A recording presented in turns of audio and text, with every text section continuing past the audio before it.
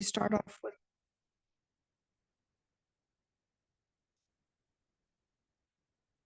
Do I need to stop?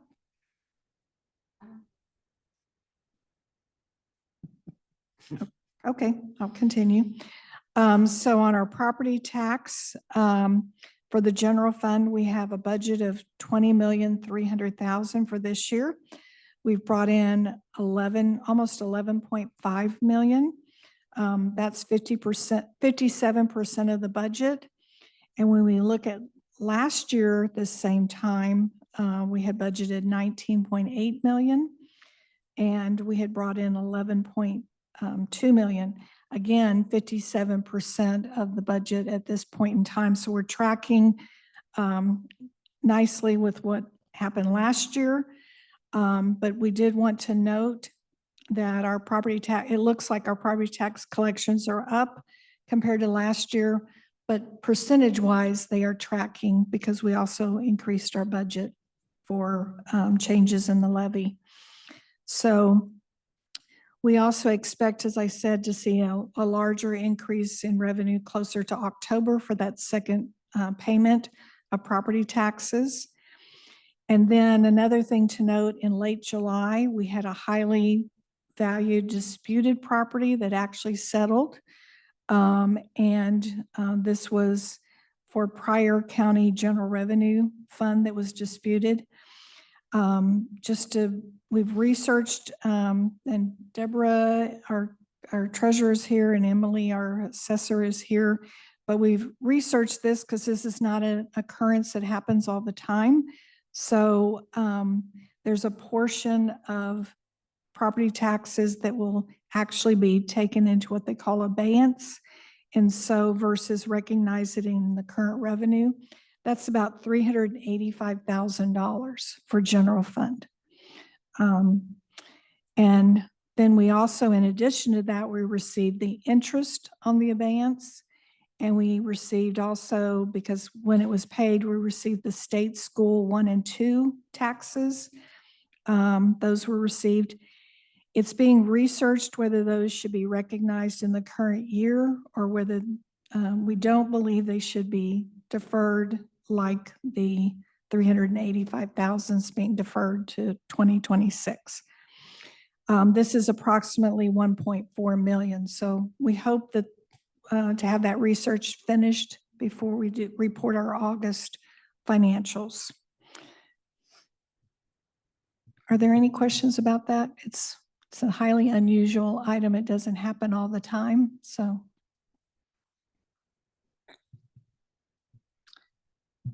Okay, on to local, our retail sales and use tax. We have budgeted 11.5 million.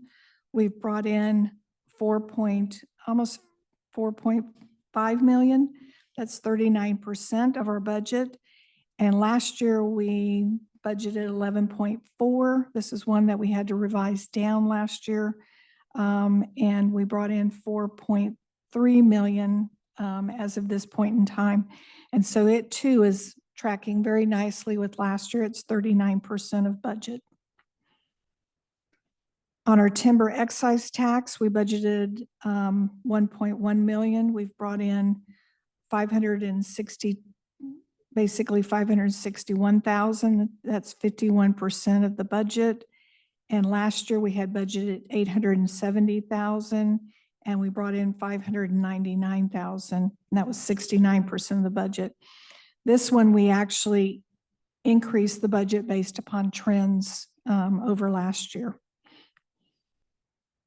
But we're still very much on target for that one. Then we go to our PUD privilege tax for the general fund. We budgeted 2 million. We've brought in a little over 2 million. We've already, this one you receive once a year, I believe. And so we've already received all of that. So we're at 102% of our budget. And then versus last year, we adjusted the budget up to 2,045,000 to equal actuals. So we're a little less than last year, but right on track. Marijuana excise tax and our liquor excise tax, both of those, we're monitoring those, and we're a little less on both of those categories than we were last year this time, but nothing significant. And on our criminal justice counties, this is our actual $1.3 million. And we've brought in a little over $1 million, so that's 77% of the budget. Last year, we budgeted $1.2 million, and we're sitting very similar to collections from last year, which were $109,000. On our jail booking fees, we budgeted $1.5 million, and we brought in $911,000. That's 59%. Last year, we budgeted $1.6 million and had brought in $731,000. So as you can see, we're a little bit above what we brought in last year. And these are the amounts that are billed out to the cities. So we're tracking very nicely on that. Motor vehicle license fees, we budgeted $875,000. We've brought in $602,000, 69% of the budget. So we're a little bit above what we brought in last year. Last year at the same time, we brought in $588,000. And additional goods and services, this is just a combination of several things.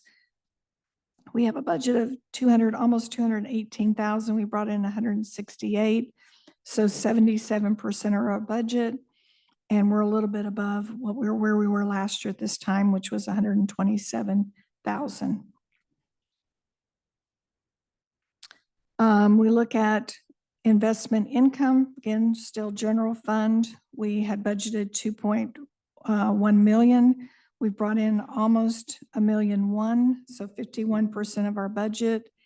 And last year we had budgeted $2.1 million, and we brought in $1.3 million at this point in time. On other interest income, we have $38,000 budgeted. We brought in $40,000 so far, and we're pretty much very consistent with last year. We brought in at this time $49,000. On rents, this is our land. This is our rent from the solid waste department. So we've brought in 2 months. That's $3.7 million of our $7.5 million budget. So we're at 50%. Additional revenues, you'll notice that for 2025, we're showing a negative. This is because we're picking up a fair market adjustment reversal that was done in January of approximately $404,000.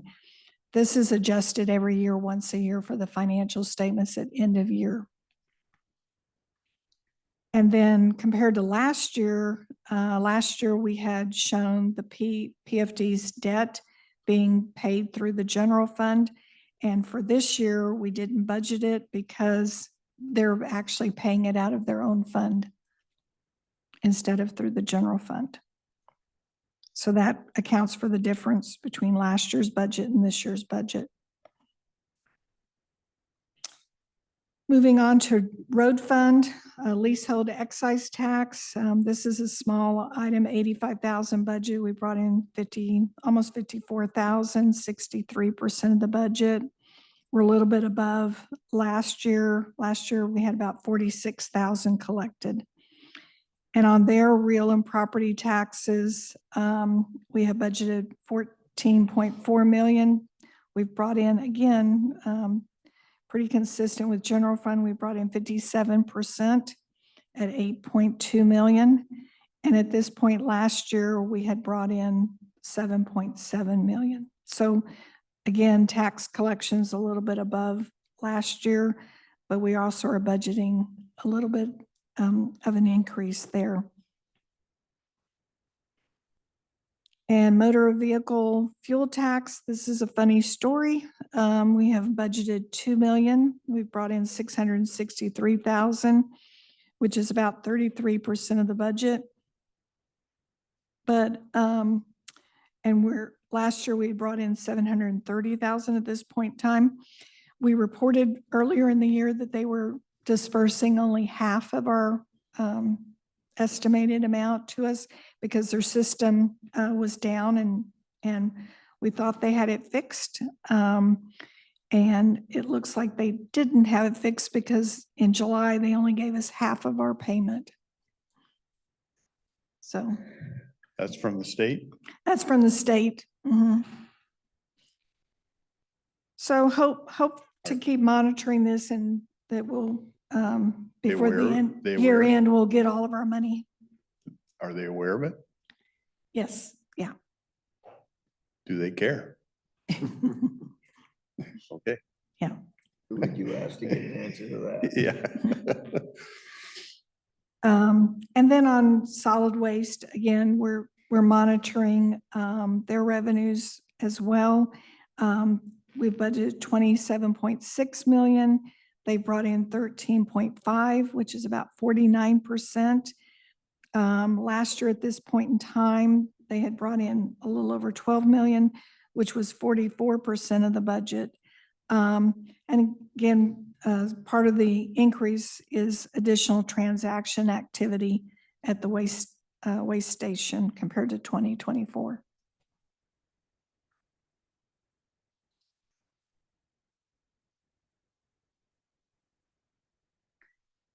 And then once we go finish revenues, then we go on to expenses, and we drill down a little bit on this. And for the general fund, we budgeted a little over 46 million for personnel and benefits, and we've expended a little over 24 million. That's 52% of the budget. And last year at this point in time, we had expended 23 million, which again, that was 52% of the budget. On our supplies, we had budgeted 2.6 million. We've expended about 973,000, which is 37% of the budget. Last year at this point in time, we had expended a little bit more, a little over $1 million, but it too was 37% of the budget. On services, we budgeted 21.4 million. We've expended 14.7 million. That's 69% of the budget.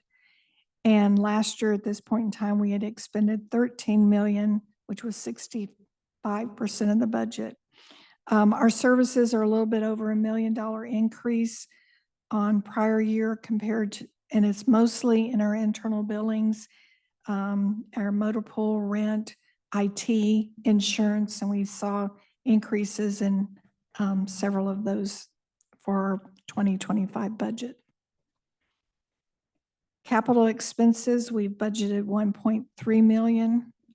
We've only expended 133,000, which is 10% of the budget.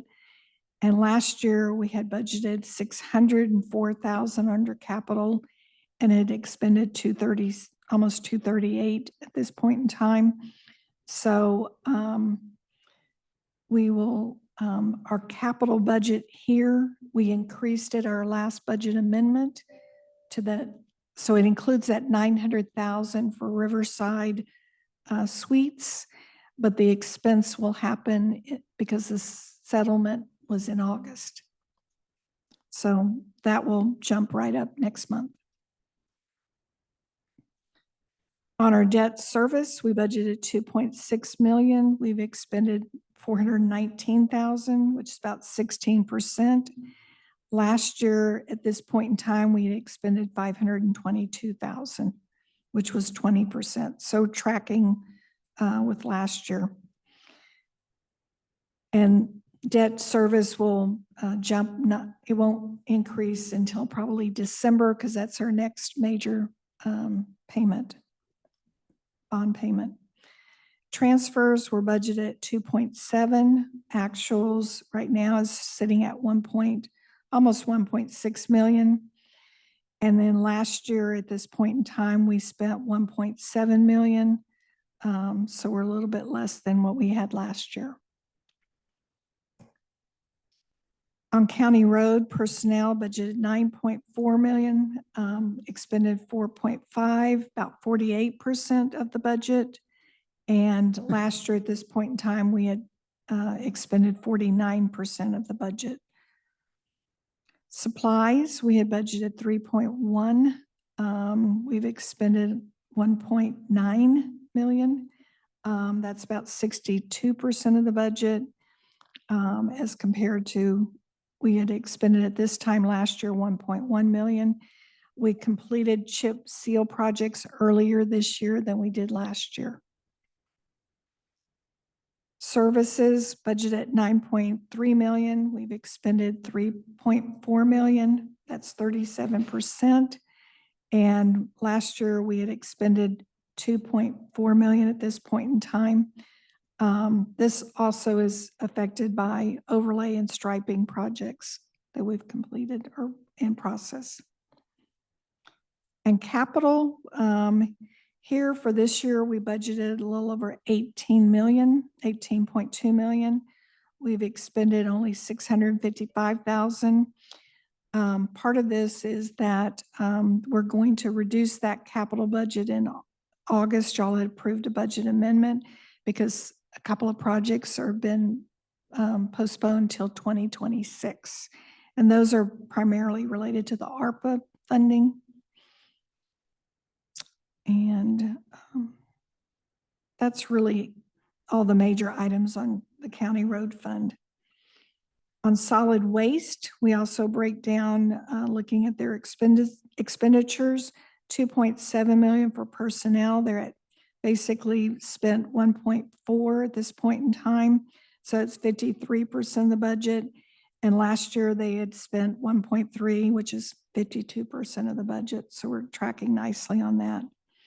Supplies, budget at 1.6. They've spent a little over $1 million so far, 63% of their budget. Compared to last year, they had spent basically 619,000. So this relates, our current year is related to the purchase of rock for the landfill roads. And on services, budgeted 17.2 million, have expended about 50% of the budget at 8.6 million. And last year we had expended 8.1 million on services. Services line largely includes the waste control payments, and actually the lease payments are in that number too. So over half of that number is our lease payments to the general fund. And then on transfers, we've budgeted 11.5. We've expended that transfer 11.5. And last year, our transfers were budgeted at 7.7. So we are over what we expended this point in time last year, but that was part of the planned expenses for our obligation on landfills. That's a pretty big jump, and I'm sure there was a reason for it back at the time, but maybe refresh me on that. Was it changes coming from the state or what? A significant portion of that was the cost of our next cell. The construction, our that's right. estimate for it. Yeah, cell had 10 or significantly whatever. increased, Yeah, gotcha. I knew there was a reason, just couldn't recall. Thank you. Okay. Here's where we also provide you an overview of on the general fund where we're at on property tax collections through July. This shows you the amount for 2025 that was billed in statements. We've received year to date 11.3 million. And you'll see that we're on track to receive almost 8.9 million will be coming in through the remainder of the year, with the majority of that comes in September and October. We also have property tax collection for prior years, and we had noted that we mentioned earlier about the property tax on the highly disputed property. In the year-to-date supplements, you'll see that 384,000 dating back to 2021. And that's showing as a receivable because we haven't posted that payment. We won't post, it's in abeyance, and it will post in 2026. But it's still showing as a receivable.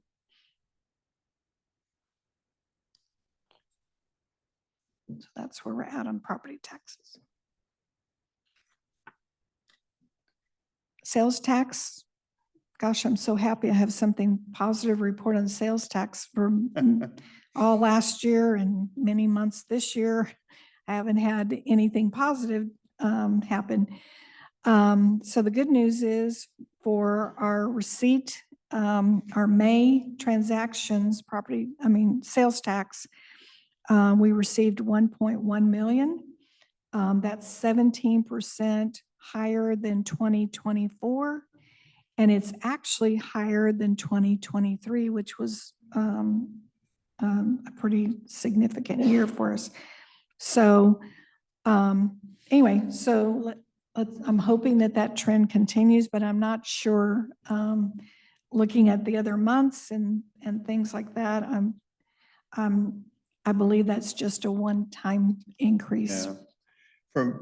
I don't know if you have the data that would tell you, do you know, is it from the retail side or is there some special I project that haven't, happened or? yeah, I hadn't drilled into it. And so I will get back to you on that and let you know if there's any particular industry that we're seeing that increase in.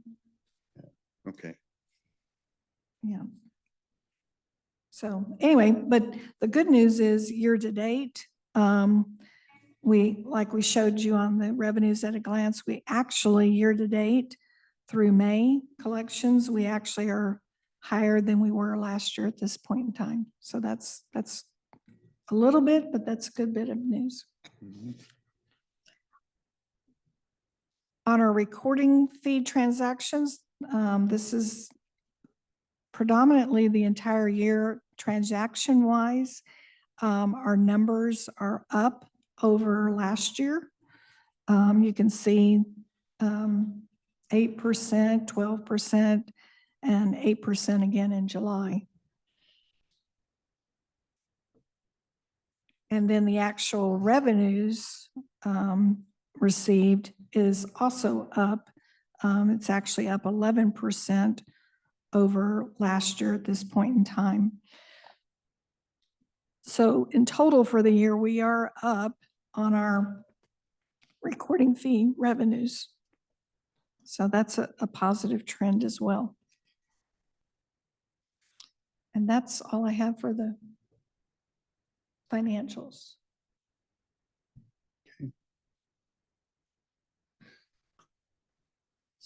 Since we have Deborah and Emily, can I pose just a real quick question and maybe nothing is there? I'm just curious if you've seen anything this year that's different from last year that gives you pause at all? Or as things seem pretty normal?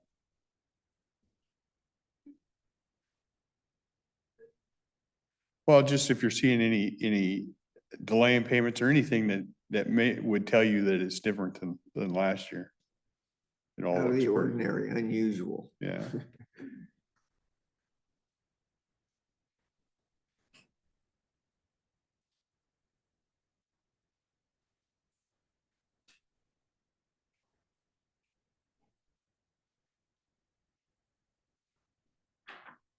And there may be nothing.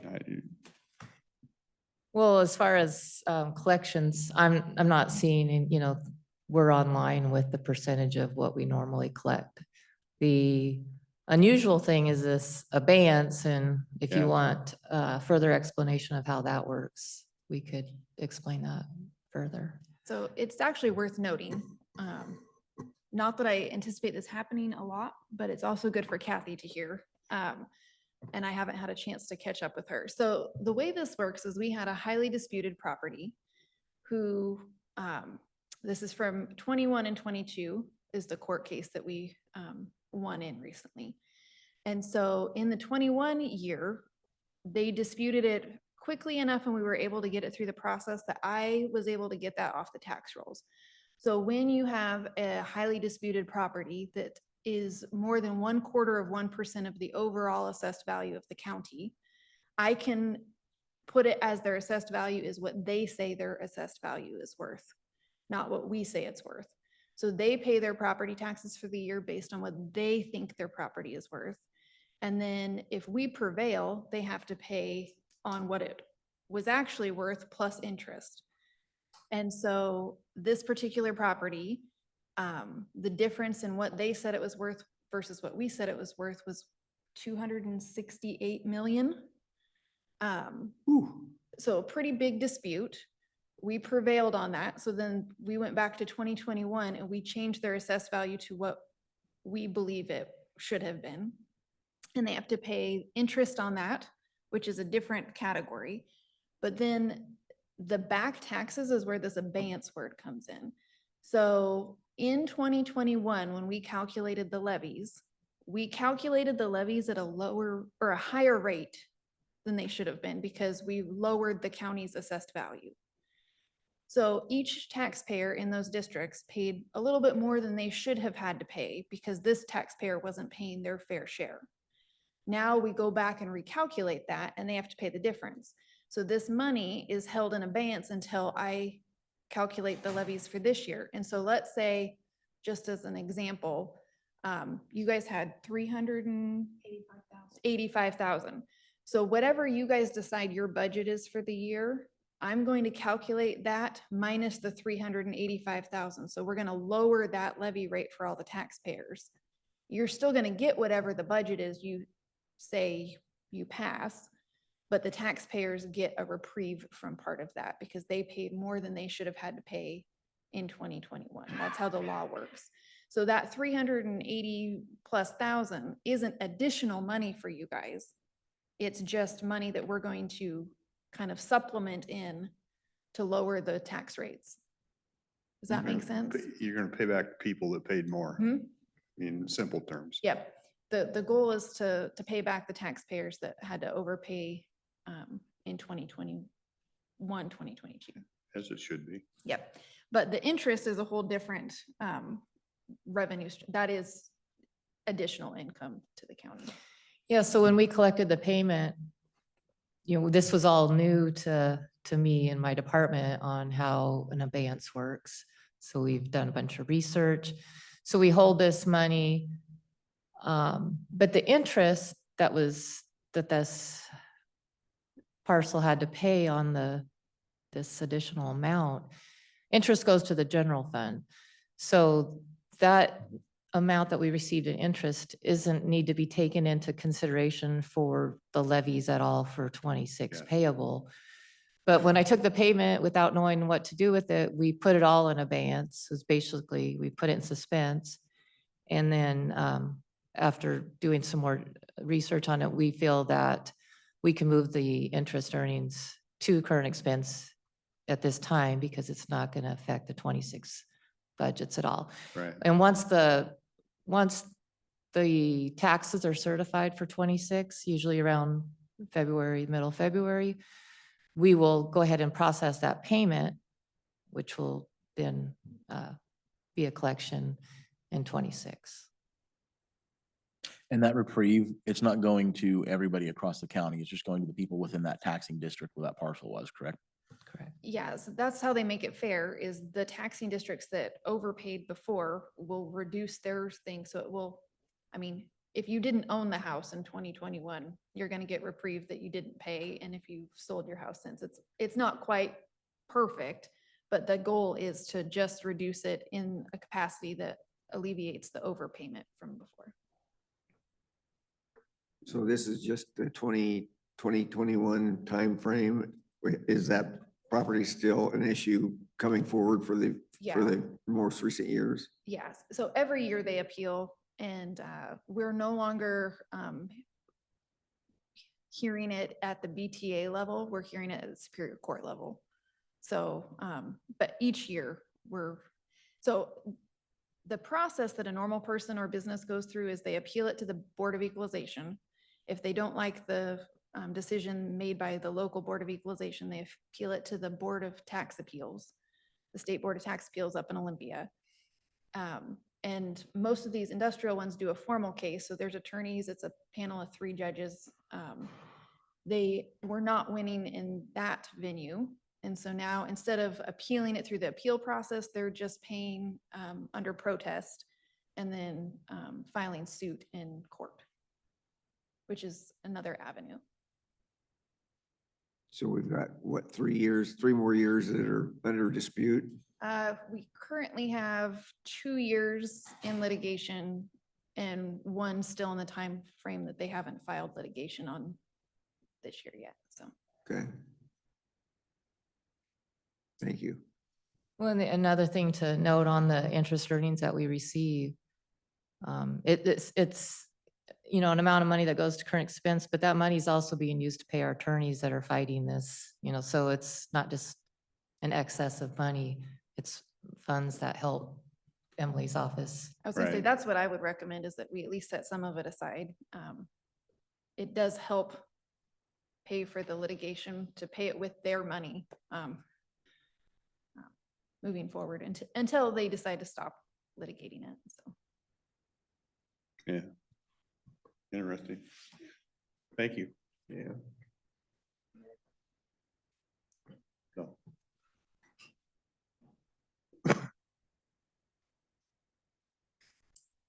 So we want to move into agenda review? Okay, Public Works.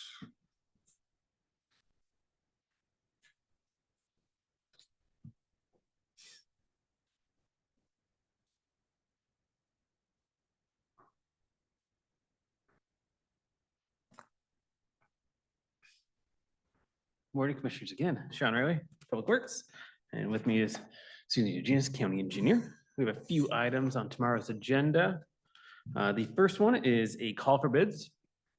It's a very technical name there, but pretty much what this is a call for bid for a trailer mounted system that does thermal imaging on the fill site of the landfill. And so we're trying to get a both macro view with our Pano system we're looking at and a micro view of the fill. So we have our fire coverage there on both ways. Item number 2 is a bid award to Titan Earthwork for HDPE pipe. This is pretty standard for our gas collection system within the fill itself. This is for both 6-inch and 8-inch header pipe. Any questions on those 2? The first one, that's different than the cameras that were approved to put on the cell phone towers Correct. to monitor. So this is a different system. Yeah, so this is gonna be more intensive local to the small fill area of the day, while the panel one's more macro view of the landfill itself. And they work in conjunction and kind of support each other. So will these cameras be mounted on existing towers or something that are there? We got to build everything from the ground up. It'll be, it's spec'd out for a trailer mounted system.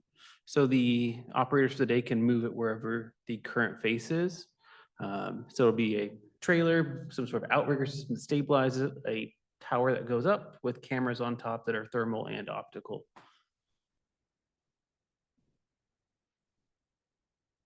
So how does it communicate? Microwave? Usually cell or mesh network of some sort. Okay.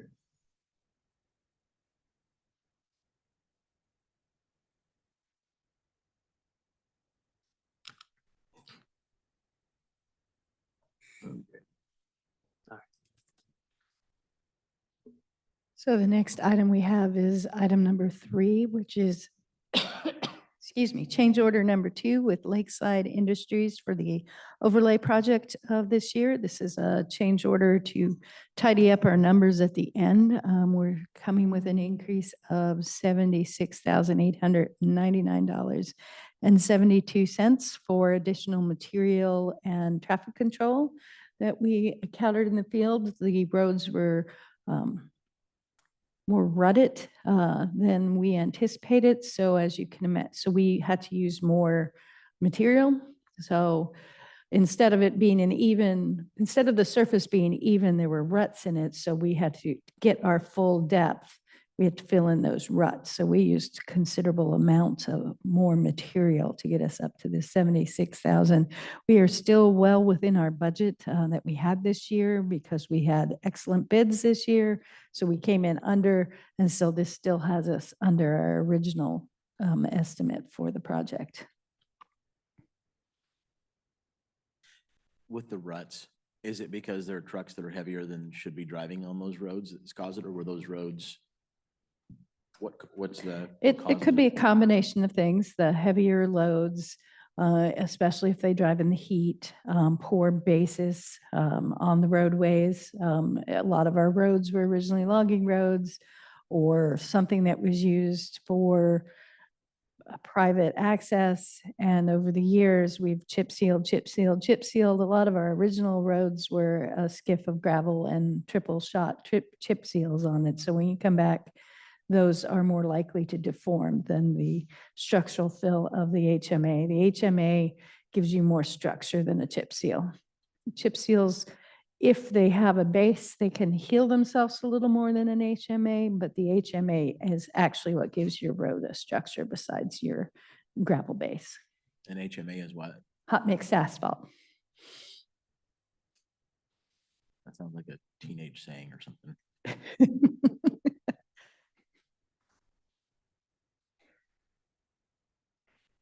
All right, and then the other item that Public Works is bringing is the motion item for the day, item number 8. It's the local agency agreement supplement number 1 for the Allender Road Bridge project. This increases our total project cost to $2,254,000 of federal money.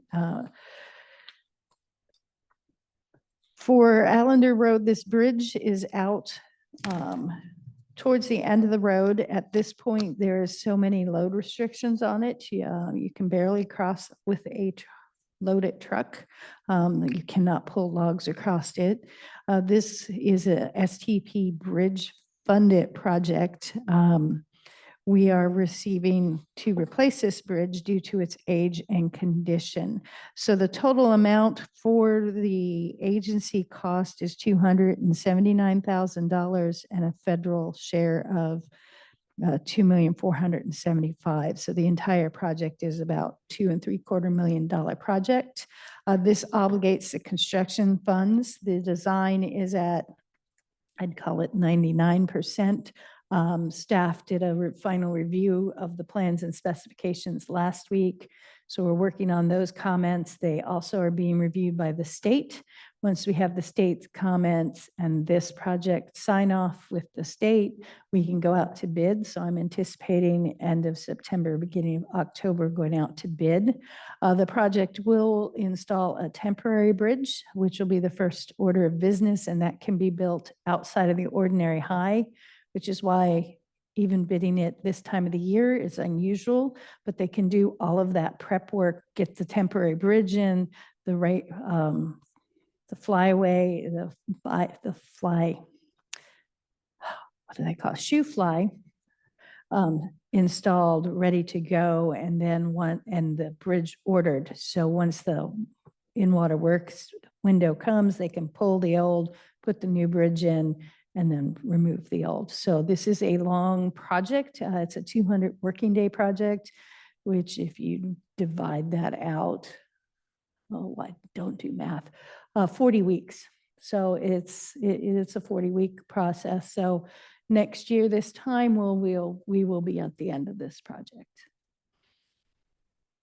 This is one out by Riderwood. Yes, this is out Yeah. by Riderwood. We do get calls about this particular bridge because the people who live beyond it have issues with being able to get goods and services in and out if it's anything large.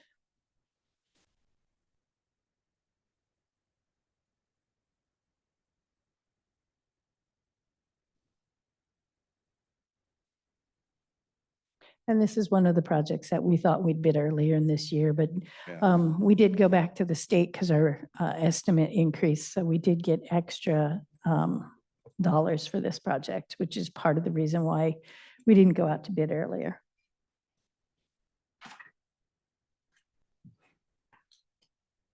Okay. Okay. Thank you. The other thing I see is North County EMS.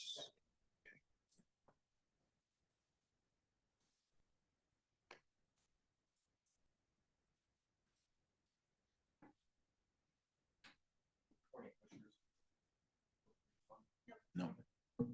Now it's on. There you go. All right. Thanks for hearing me today.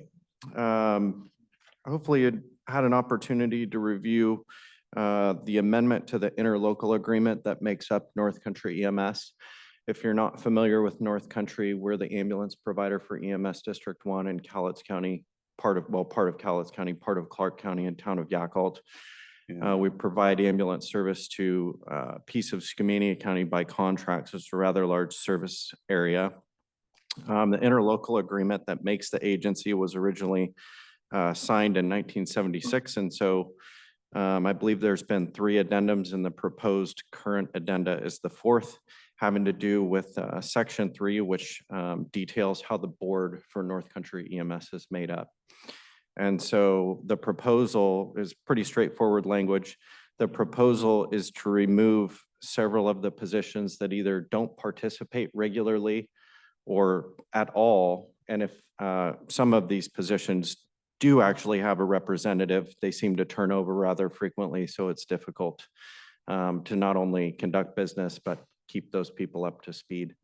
And so the nuts and bolts of the amendment to the ILA is to remove the Mount St. Helens monument manager, representative from Pacific Power and Light, representative from the local logging industry, and then the Cowlitz and Clark County MPD, which is called out as a ex officio voting member, non-voting member, pardon me. So happy to answer any questions if there are any.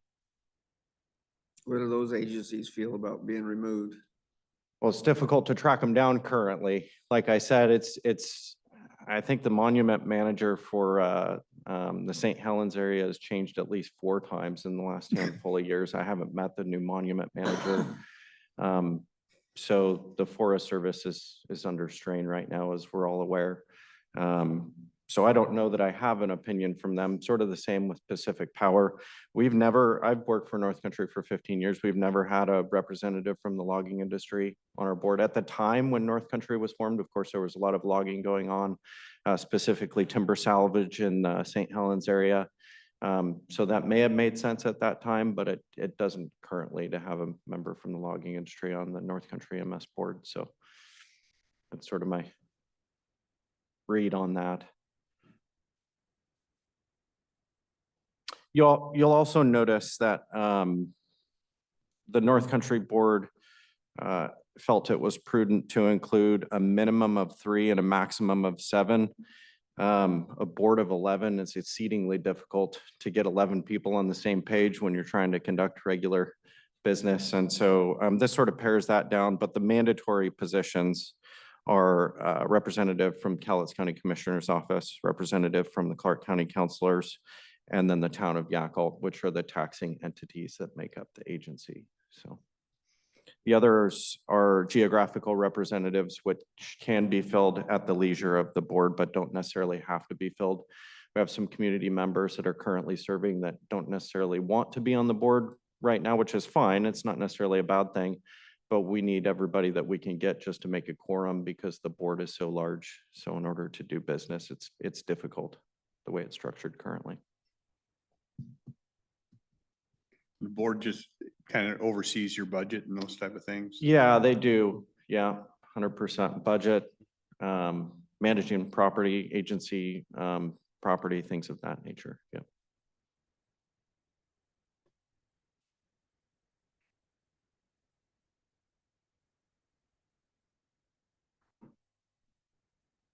Just making notes for myself.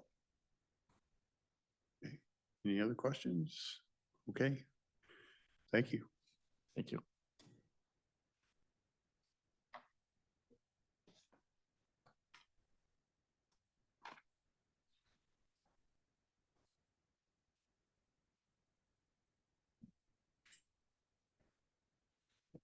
Anything else under agenda? Not seeing any. We have, I know we have stuff at 11. We have a couple executive sessions at 11. Okay. We can just recess till then. All right. Okay, welcome back from recess. It looks like I got big bold letters here. We start with the executive session, collective bargaining and security. Do we know how much we set aside for that? 30 minutes?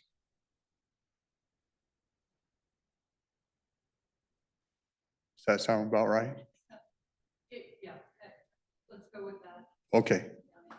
Okay, so we will go into executive session, collective bargaining security, about 30 minutes.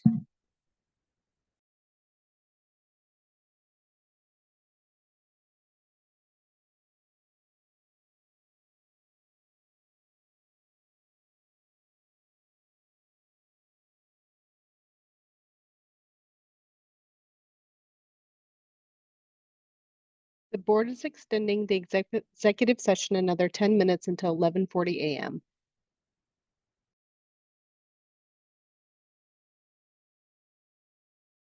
The board is extending the executive session an additional 10 minutes until 11:50.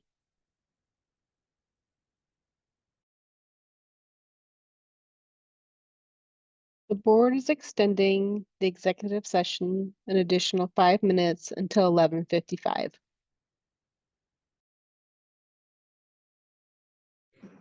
Okay, back from executive session. No decisions rendered. We have anything else? Those were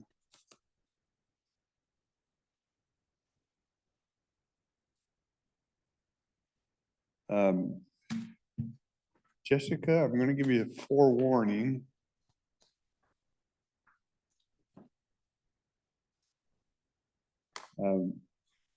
Well, we probably don't really have anything. Not next week, but a couple weeks. I want to talk about this. I've become aware of, we actually have a policy in place. Calais County policy for personnel adjustments. Looks like it was put in place in 7/7 of 2015. And I've been here a couple years and I've never seen us follow it. So I gonna give you some time and I don't have to have a discussion today. I'm just reading through it and I don't know why we don't follow it, but I'd like to kind of figure that out. Yeah, so it's always been my recommendation to follow county policies, but past board has had the direction to bring all personnel adjustments forward any and all times, and there hasn't really been a process that has been requested to be followed. But at the end, board will consider here we are going into discussion on it. Request after receiving recommendation from department head or elected official, including initiating request, human resources, yourself, and OFM, Kathy. And then the decision still comes to us.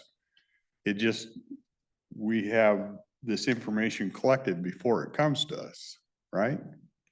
So if I know about it, yes, sometimes I'm told ahead of the meeting by XYZ that I'm going to be at the board meeting requesting an executive session for collective bargaining, and I find out about it with you in there, so. Okay. Is this like in regards to the one-off things that take place? Yeah, throughout the year? reclassifications, new positions, this is anything that's not budgeted. And per the policy, I believe those are only supposed to come during budget cycles. But as long as I've been here since 2018, that's not been followed.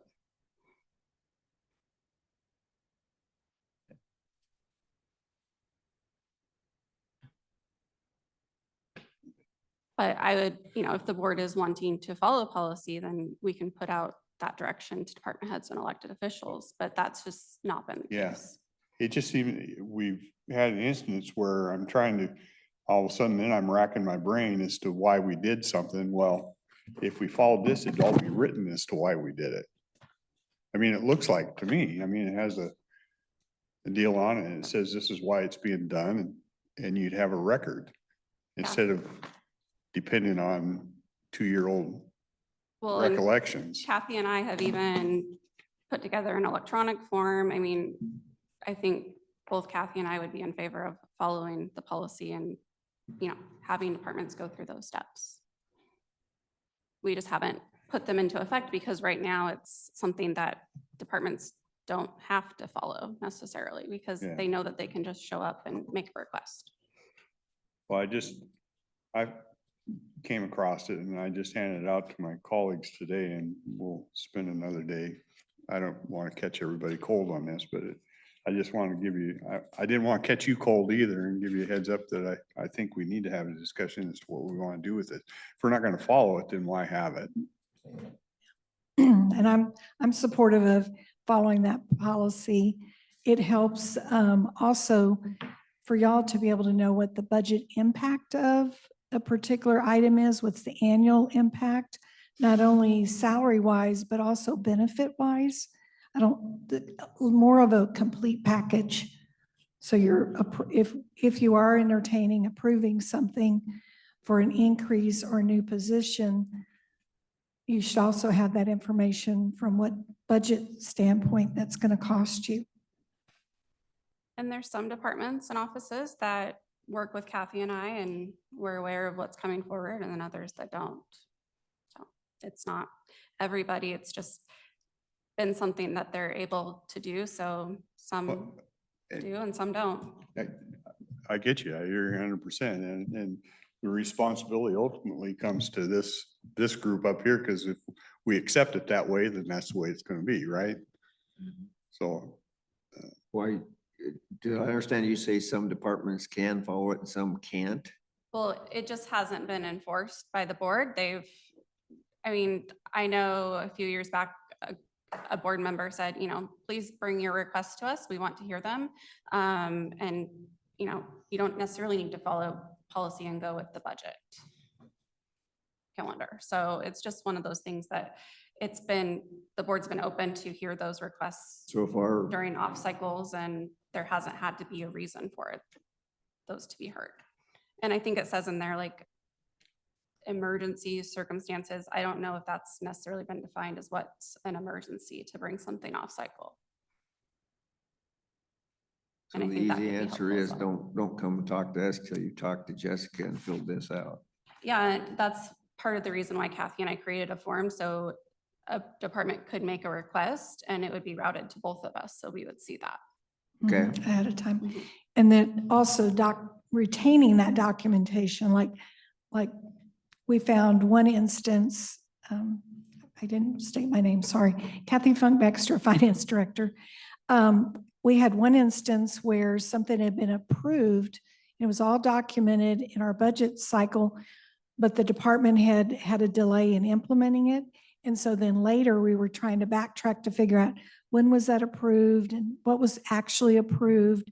So documentation of these is really important because sometimes you have to refer back to them.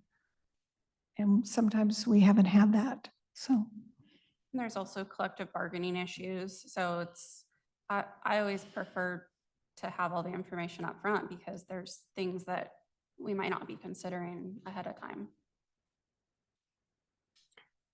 Well, in the future, if something comes up and there's a procedure that we're not talking about, by all means, inform me of the procedure first and then the discussion later. Let's start with the procedure if there's one that exists. Yeah, as the chairman said, I can think of 2 instances where if we would have had this in our decision-making, it would have made it a lot easier for us. And the precedent has been set, so I think resetting and going back to this is good. And to your point, Kathy, I have often wondered when we're making these decisions, how do we know how this impacts that particular budget? You know what I mean? Oftentimes we don't have that information in front of us, where with this, if we follow that procedure, we will have it. And I think that's a good thing. Yeah. Yeah, because they have to document, and then if they're utilizing HR and my office, we'll have both aspects of it, whatever contract implications and whatever budget implications all before you see it.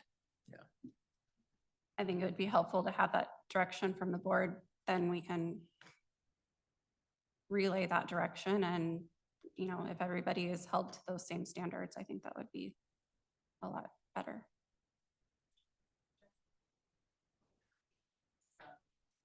Gray area for the one-off weird stuff.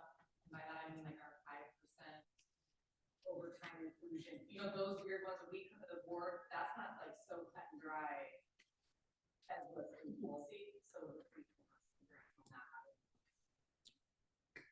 I would, what I would ask the departments to do on that, Savannah, is maybe take a look at the policy and see what might be a problem in there. It doesn't I- fall within policy, that's why I just want to make sure it's addressed. Yeah, this is. Oh, you've more already like- you've looked at this? Yeah. Okay. We follow policy if it's not one of these weird one-offs. Those are more contract, collective Contract. bargaining issues. This is like, you want to do a promotion. Right, I just want to make sure the board yeah. knew that, I want to make sure you guys didn't think that we were coming one-offs, not following policy because of these, which they're not so much in line with what you're referencing. Well, purpose here, my purpose here isn't to place blame on anybody. My purpose is, if this is what it is, and if this group thinks it's helpful and viable, then we should be doing it. And I get it that a former group said, hey, let's not worry about it. But to me, it would be helpful because, as Commissioner Rader pointed out, there's been 2 instances. I would have liked to had the sheet and been able to go back and said, well, this is why I did this.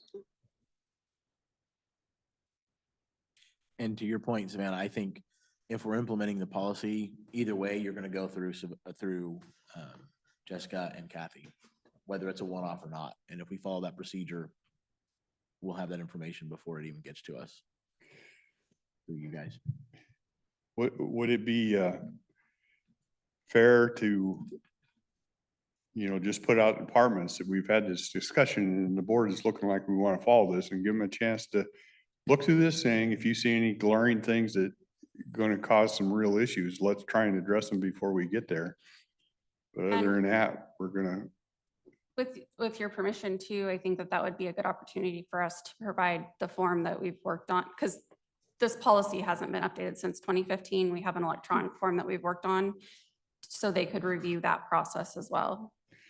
But then I ask you, or both of you, or whoever wants to be interested, take a look at this and make appropriate changes like electronic form. That would be, I can see where that'd be a lot easier than them filling out all this paper, right? Mhm. And then it makes sure all parties, because we've built it where it has a routing. And so HR gets it, we get a copy, and I think after it's approved, the department gets a notification too. So, Are you guys good with asking them to do a little work on it, bring it back? Yeah, absolutely. Okay. Let's do a workshop on this, get back together and make it work. Thank you. Okay. happy to do that.